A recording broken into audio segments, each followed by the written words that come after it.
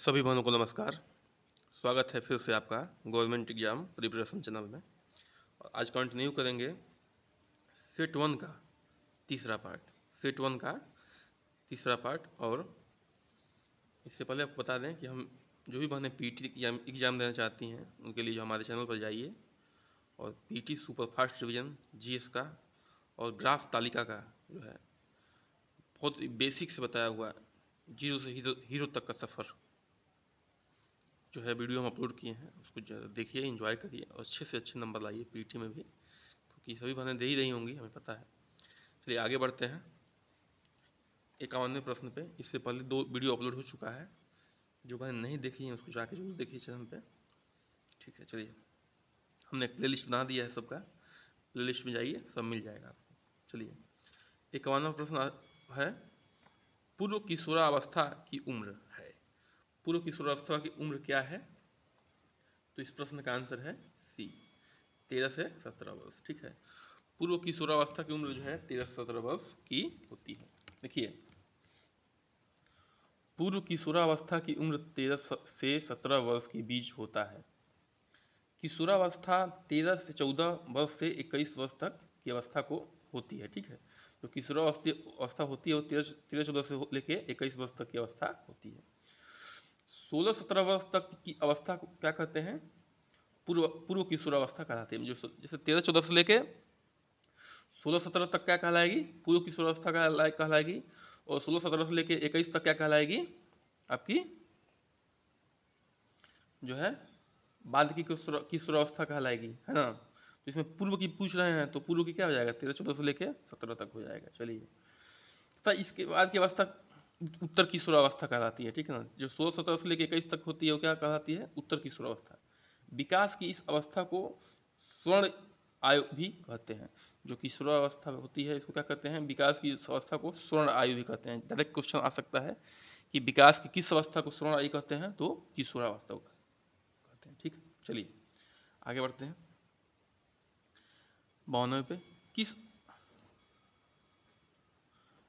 किस अवस्था में सामाजिक विकास में यौन विरोध का भावना पाई जाती है? ठीक है, किस, तो वो है यौन विरोध की भावना किस अवस्था में पाई जाती है? तो है ऑप्शन सी, 52 का सी। उत्तर बाल्यावस्था में सामाजिक विकास में यौन विरोध की भावना पाई जाती है। उत्तर बाल्यावस्था 6 से 12 वर्ष तक की होती है। उत्तर बाल्यावस्था कब होती है? 6 से 12 वर्ष तक की होती है। विकास की इस दृष्टि से इस अवस्था का बड़ा महत्व है। हरलाक के अनुसार उत्तर बाल्यावस्था 6 से 12 वर्ष की आयु से वह संधि अवस्था में आरंभ होने की तथा 11 और 12 वर्ष के बीच होती है। ठीक है, उत्तर बाल्यावस्था कब हो जाएगी? देखिए, मतलब उत्तर बाल्यावस्था में ही क्या होता है? मतलब विरोध की भावना, यौन विरोध की भावना जो है होती है, जागृत होती है। ठीक है, 53वें प्रश्न पे आते हैं। शिशु पालन एवं समाजीकरण की प्रक्रिया का संबंध होता है।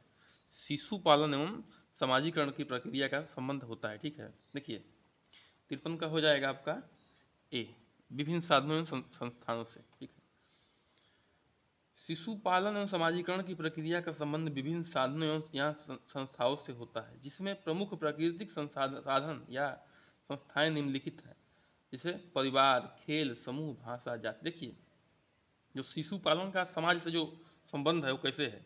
जब वो बच्चा जो है विकास करता है, वो तो वो परिवार का उसमें हाथ होता है, खेल का हाथ होता है, जो उसका बच्चों का समूह होता है उसका हाथ होता है, भाषा का होता है, और किस जाति से बिलोंग करता है, संबंध रखता है, उसका भी होता है। चलिए आगे बढ़ते हैं।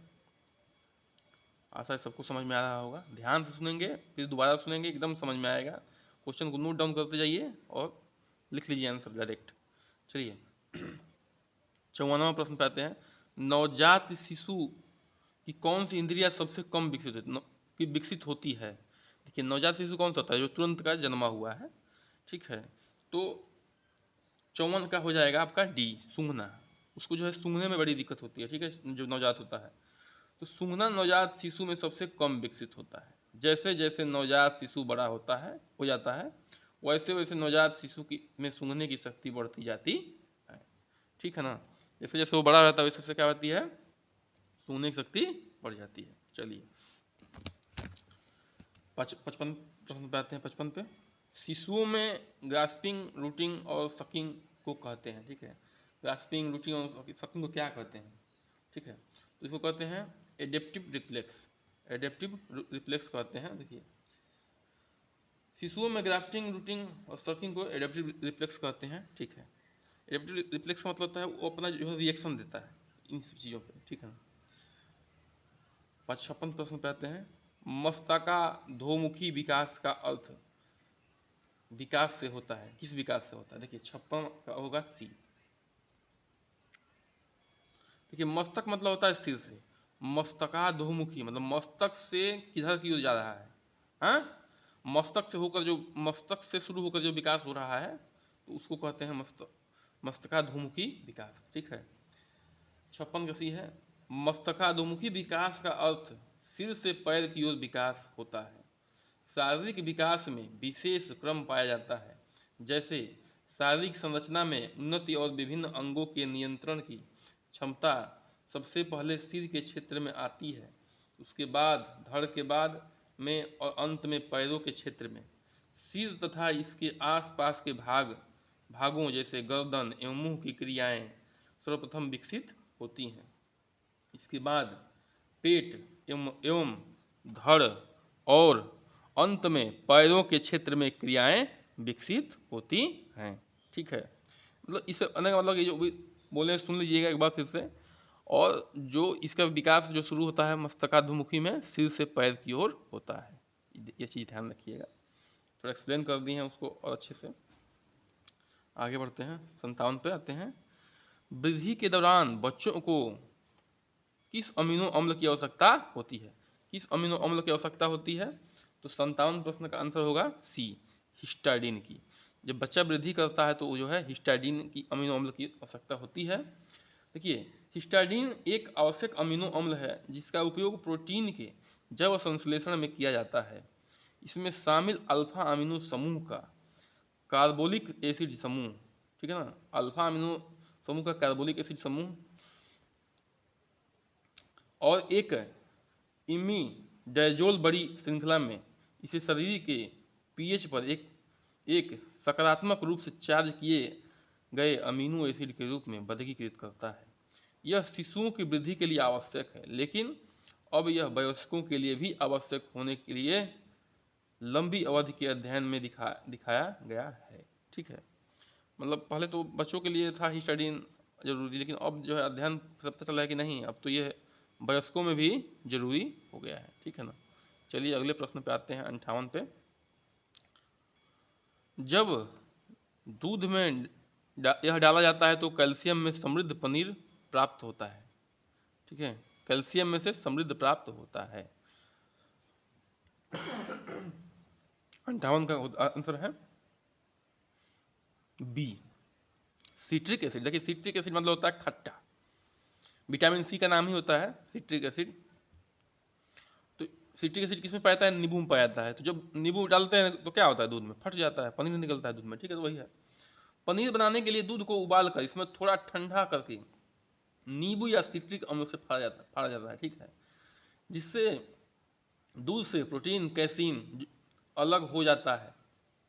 इस कैसीन को किसी सफ़ेद मलमल के कपड़े से छानकर अलग कर लिया जाता है और पनीर बनाने हेतु वजन डालकर दबाया जाता है, जिससे कैसीन थक्के के रूप में जम जाता है। जब कैसीन को केवल कपड़े से छानकर उसमें उपस्थित पानी को अलग अलग किया जाता है, तब बचा भाग ठोस पदार्थ छेना कहलाता है। दूध फाड़ने हेतु नींबू, साइट्रिक अम्ल, रेनिन एंजाइम या दही का उपयोग किया जाता है। देखिए, जो भी बहनें हमारे घर में फाड़ी होंगी नींबू से, वो सब जानती हैं। ठीक है ना, कि पनीर कैसे फाड़ा जाता है। बहुत बड़ा इशू नहीं है पनीर फाड़ने का, लेकिन याद रखना है कि दूध को फाड़ने के लिए कैसीन कैसे प्राप्त किया जाता है? तो वह सिट्रिक अम्ल डाल के या नींबू डाल के। जो नींबू में जो अम्ल मिलता है वही सिट्रिक अम्ल कहलाता है। ठीक है, चलिए आगे बढ़ते हैं, 59 प्रश्न पे आते हैं। निम्न में से कौन सा शुद्ध तरल आहार नहीं है? देखिए शुद्ध तरल आहार नहीं है। अब देखिए फलों का रस तो है ही, नींबू का पानी है ही, दाल का पानी है ही, तो डी जो है शुद्ध तरल आहार नहीं है। नहीं की बात कर ध्यान रखिएगा। तो डी जो है शुद्ध तरल आहार नहीं है, चाय नहीं है। शुद्ध तरल आहार के अंतर्गत फलों का रस, नींबू पानी, दाल का पानी इत्यादि आते हैं, लेकिन चाय शुद्ध तरल आहार के अंतर्गत नहीं आता है। ठीक है, चाय नुकसान करता है, निकोटीन होता है, जानते हैं सभी लोग। 60वां जो प्रश्न है, फलों और सब्जियों में सर्वाधिक विटामिन सी समृद्ध मिश्रण मिलता है। ठीक है, किस मतलब कि किस फल के में समृद्ध मिश्रण किस में मिलता है विटामिन सी का? देखिए, जो भी खट्टा फल होगा ना, उसमें चांस ज़्यादा होता है। ठीक है, और इसमें तो देखिए, इसमें तो खट्टा फल है फूल गोभी, और उसका है 60 का होगा सी। देखिए, फलों और सब्जियों में सर्वाधिक विटामिन सी समृद्ध मिलता है। देखिए, यहाँ नींबू में तो मिलता है विटामिन सी, लेकिन फूल गोभी में नहीं मिलता है, इसलिए नहीं होगा। ठीक है, गोभी यहाँ पे गोभी और संतरा में मिलता है, दोनों में मिलता है विटामिन सी, इसलिए जो है ये 60वां का सी होगा। फलों और सब्जियों में सर्वाधिक विटामिन सी समृद्ध मिश्रण में मिलता है। फलों और सब्जियों में भरपूर मात्रा में विटामिन एवं खनिज लवण पाए जाते हैं, जो शरीर का निर्माण और सुरक्षात्मक कार्य करते हैं। ठीक है, चलिए ध्यान रखिएगा, इसमें दोनों में नहीं है, इसलिए ये ऑप्शन नहीं सही है। ठीक है ना, और इसमें जो है ये दोनों में मिलता है, इसलिए ये सी वाले में, इसलिए ऑप्शन सही है। आगे बढ़ते हैं 61 प्रश्न पे। अनाज और दाल के अंकुरण के बारे में क्या सही है, सही नहीं है? देखिए, सही नहीं है बात कर रहा है। देखिए, ये ध्यान से क्वेश्चन पढ़िएगा, नहीं के मामले में बड़ा गड़बड़ हो जाता है। नहीं पढ़ेंगे। विटामिन सी की मात्रा ज़्यादा होती है, विटामिन बी की मात्रा ज़्यादा होती है, पोषण विरोधक अंश ज़्यादा होता है, और पकाने में कम समय लगता है। ठीक है, देखिए 61 का होगा सी, 61 का सी, ये नहीं होता है, बाकी सब होता है। अनाज और दालों के अंकुरण से दालों के में पौष्टिक तत्व विशेषकर विटामिन B1, B2, नियासित तथा विटामिन सी वृद्धि हो जाती है। ठीक है ना, देखिए, जब हम दाल को अंकुरित करके खाते हैं, जैसे चना को अंकुरित करके खाते हैं, तो उसमें B1, B2, नियासिन और विटामिन सी की वृद्धि हो जाती है। अंकुरण से कुछ विषाक्त तत्वों की मात्रा में काफ़ी कमी आती है। ठीक है, जब अंकुरित हो जाता है तो कुछ विषाक्त उसमें होते हैं, उसमें कमी भी आ जाती है। अंकुरण से कार्बोज की कुछ मात्रा शर्करा में परिवर्तित हो जाती है, और पकाने में कम समय लगता है। ठीक है, चलिए आगे बढ़ते हैं, 62 प्रश्न पे आते हैं। बाकी ये सब देख लीजिएगा, ये होता है, पढ़ लीजिएगा। विटामिन सी की मात्रा ज़्यादा होता है, विटामिन बी की मात्रा ज़्यादा होता है, पकाने में कम समय लगना। ठीक है, अब देखिए 62 प्रश्न पे आते हैं। प्याज काटते वक्त हमें इस कारण रोना आता है। प्याज काटते वक्त जानते हैं क्यों आँख से पानी आता है? तो वो होता है सल्फर यौगिक कारण। ये जो है इंपॉर्टेंट क्वेश्चन है। देखिए, प्याज काटते समय हमें सल्फर यौगिक सल्फेनिक अम्ल के कारण रोना आता है। सल्फर यौगिक जो होता है, या उसको सल्फेनिक अम्ल भी कहते हैं, जब एक प्याज अलग हो जाता है तो सल्फो ऑक्साइड और प्याज एंजाइम निकल जाता है, और यह अल्फेनिक एसिड बनता है। ठीक है, चलिए अगले पे आते हैं। बस ये ध्यान रखिएगा, सल्फर यौगिक कारण होता है, मतलब ठीक है ना, या सल्फेनिक अम्ल कारण होता है, इसको याद रखिएगा। स्ट्रॉबेरी या चेरी जैम को जमाने के लिए उसमें मिलाया जाता है। देखिए, चेरी जैम को जमाने के लिए क्या मिलाया जाता है?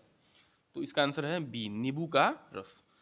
जब मतलब जैसे जैम होता है, जब बनता है, उसको जमाने के लिए, जब देखें थक्का टाइप का होता है, तो उसमें नींबू का रस का प्रयोग करते हैं जमाने के लिए। ठीक है, चलिए देखिए, स्ट्रॉबेरी या चेरी जैम को जमाने के लिए उसमें नींबू का रस मिलाया जाता है। खटास की एक निश्चित मात्रा जैम तक तथा जेली को जमाने के लिए आवश्यक है। खटास के लिए साइट्रिक अम्ल तथा अथवा टार्टरिक अम्ल मिलाई जाती है। साइट्रिक अम्ल न हो तो नींबू का रस डाला जाता है। देखिए, मतलब कहने का मतलब विटामिन सी डाला जाता है। खटास जैसे जेली तैयार होने के लगभग 5-6 मिनट पहले मिलाई जाती है। ठीक ना, जेली तैयार होने से पहले 5-6 मतलब मिनट पहले ही मिलाया जाता है, ज़्यादा पहले नहीं मिलाया जाता है। चलिए आगे बढ़ते हैं, 64 प्रश्न पे आते हैं। निम्न में से कौन सा पैकिंग आपूतित पैकिंग का उदाहरण है? पैकिंग आपूतित पैकिंग का उदाहरण है, वो है डी ऑप्शन आपका। ठीक है ना, ए और सी दोनों होगा, ए और सी दोनों होगा। टेट्रा पैक डिब्बा और दूध का बोतल। ठीक है ना, देखिए, टेट्रा पैक डिब्बा तथा दूध के बोतल आपूर्तित पैक का उदाहरण है। इस विधि द्वारा दूध, जैम, दूध तथा जूस आदि की पैकिंग की जाती है। जैसे देखिए, जैसे दूध हो, जूस हो, इन सब की जो पैकिंग होती है उसको कहते हैं टेट्रा पैक डिब्बा कहते हैं, ठीक ना। ये डिब्बा में पैक होते हैं, देखें ही आप लोग, तो इसको टेट्रा पैक डिब्बा नाम से याद रख लीजिएगा, ठीक है। मैंने आपूर्तित पैकिंग के नाम से याद रखिएगा। 65 प्रश्न पे आते हैं, 65वें पे। जैम और जेली परिरक्षण के लिए चीनी का कितना सांद्रण रख सकते हैं? जैम और जेली परीक्षण के लिए चीनी का कितना सांद्रण रख सकते हैं? तो वो है ए, 65%, ठीक है। 65% जो है जैम और जेली के परीक्षण के लिए चीनी का सांद्रण रख सकते हैं, ठीक। आगे बढ़ते हैं, 66 पे आते हैं। दूध को चिपकाने के लिए इस्तेमाल किया जाने वाला समय और तापमान है। देखिए 66 का ऑप्शन होगा आपका बी। दूध को चिपकाने यानी पाश्चरीकरण। पाश्चरीकरण क्या होता है? एकदम गर्म करके तुरंत ठंडा करने वाला काम, ठीक है, जिससे जल्दी दूध खराब नहीं होता है। इसके लिए इस्तेमाल किया जाने वाला समय और तापमान है 72 डिग्री सेल्सियस 15 सेकंड में। मतलब 15 सेकंड में आपको 72 डिग्री सेल्सियस गर्म करना है। इस विधि में दूध लगभग 15 सेकंड तक जो है 72 डिग्री तापमान पर गर्म किया जाता है, ठीक है, और फिर तुरंत ही इसे ठंडा कर लिया जाता है। आजकल इस विधि का सर्वाधिक उपयोग होता है। यह विधि अधिक दूध पाश्चुरीकरण करने के लिए उपयोग किया जाता है। देखिए पाश्चुरीकरण में क्या होता है कि जल्दी हमारा दूध जो है खराब नहीं होता, और पैकेट बना के उसी को क्या कहता है, बेचा जाता है, ठीक है ना। तो इस चीज़ का ध्यान रखना है आपको कि 72 जो है 72 डिग्री 15 सेकंड में गर्म किया जाता है और तुरंत ठंडा किया जाता है। चलिए 67 प्रश्न पे आते हैं। गर्भावस्था में, ये 72 का 66 का तो आपका बी था, ठीक है ऑप्शन। और चलिए 65 का ए था, अगर नहीं लगाया तो देख लीजिएगा। गर्भावस्था में महिलाओं द्वारा अपने आहार में आयोडीन की पर्याप्त मात्रा न लेने से प्रायः शिशुओं में कौन सा रोग होता है? देखिए आयोडीन कहाँ से मिलता है? हमें नमक से मिलता है, ठीक है, टाटा नमक जानते हैं, सुने हैं नाम। तो 67 में क्या होगा? 67 में होगा बी, ठीक है। देखिए हमारे स्वस्थ जीवन के लिए आयोडीन अत्यंत ही आवश्यक खनिज लवण है। जिन बच्चों के माताओं ने गर्भनाल के दौरान पर्याप्त मात्रा में आयोडीन का सेवन नहीं किया जाता है, उन्हें क्रेटिनिज्म नामक रोग हो जाता है। कौन सा रोग होता है? आयोडीन की कमी से जो बच्चों में क्रेटिनिज्म याद कर लीजिएगा, ठीक है, विशेष चीज़ है। डायरेक्ट क्वेश्चन भी यहाँ से आ सकता है, इसलिए हम बार बार इसको बता दे रहे हैं। देखिए कोई भी एग्जाम होता है ना, उसमें 40% सिंपल क्वेश्चन आते हैं और 40% आते हैं एवरेज क्वेश्चन, और जो है 20% हार्ड क्वेश्चन आते हैं। अगर आप 80% बढ़िया से तैयार कर लेंगे तो कोई आपको जो है सिलेक्शन से रोक नहीं सकता है। हार्ड के चक्कर में जो है बहुत लोग जो है सिंपल क्वेश्चन में भूल जाते हैं और बहुत धोखा होता है। बेसिक्स जिसका मजबूत है वो बहुत आगे रहता है हर एग्जाम में। चलिए 68 प्रश्न पे आते हैं। जब कोई दो अमिश्रणीय द्रव एक साथ मिश्रित किए जाते हैं तो बनता है। जब दो कोई अमिश्रणीय द्रव को मिलाते हैं तो क्या बनता है? वो बनता है इमल्सन, ठीक है ना। इमल्सन अभी बता रहे हैं क्या होता है। मतलब कि जब दो अमिश्रणीय द्रव, मतलब जो मिश्रित नहीं होना चाहते हैं, जैसे तेल और पानी जल्दी मिश्रित नहीं होना चाहते हैं, लेकिन इनको जबरदस्ती मिश्रित करेंगे तो इमल्सन बनाएंगे, ठीक है। देखिए जब कोई दो अमिश्रणीय द्रव एक साथ मिश्रित किए जाते हैं तो इमल्सन बनता है।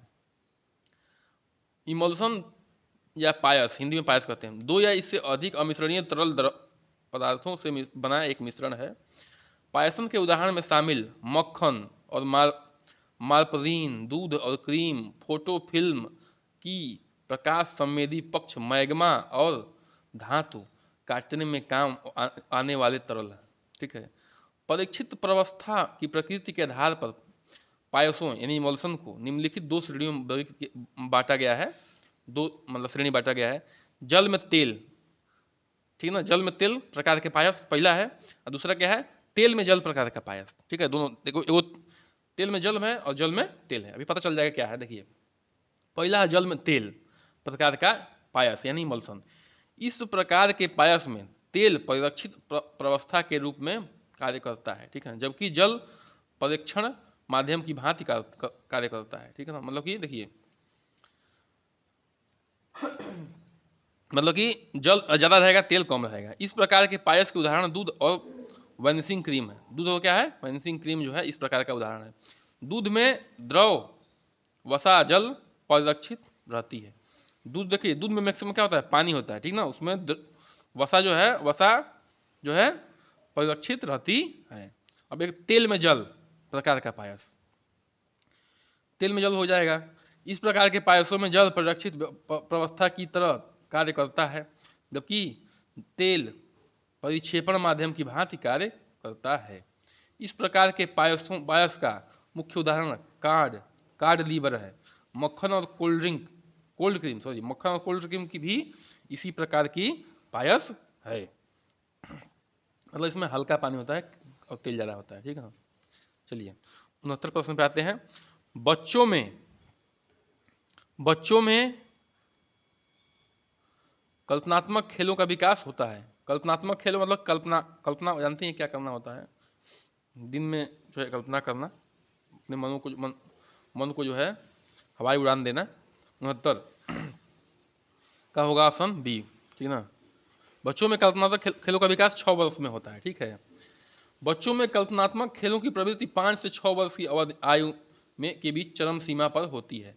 धीरे धीरे आयु की वृद्धि के साथ बच्चों में यथार्थ दृष्टिकोण विकसित होने के कारण दिवा स्वप्न अर्थात दिन की कल्पना प्रवृत्ति विकसित होने लगती है। मतलब दिन ही में स्वप्न देखेंगे कि हम ऐसे करते, वो करते, हमारे पास हवाई जहाज होता है, ऐसा होता है, ये करते। तो 6 वर्ष से जो है विकसित हो जाता है, जो बालक वय संधि की अवस्था में चरमोत्कर्ष पर होता है, ठीक है।